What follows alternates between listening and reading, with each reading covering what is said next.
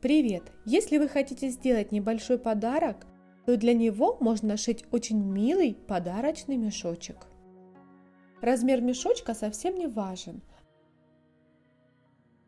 От верхнего края откладываем 3 и 4 сантиметра с одной и со второй стороны. Это получается 1 сантиметр на пропуск при сшивании. Сшиваем мешочек, оставляя 2 пропуска с двух сторон.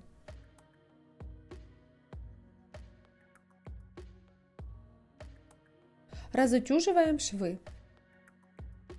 Верхний край подворачиваем 2 раза по 1 сантиметра. Скалываем и прокладываем строчку по самому краю подгибки. Красивые резные рюши пришиваем по верхней части мешочка.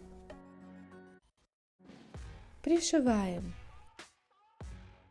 Заготавливаем 2 ленты и вдеваем их по кругу с двух разных сторон. Получается затяжки. Вот такой простой и милый мешочек получается. В нем можно хранить украшения и сделать подарок. Ну а на этом все. Пока-пока!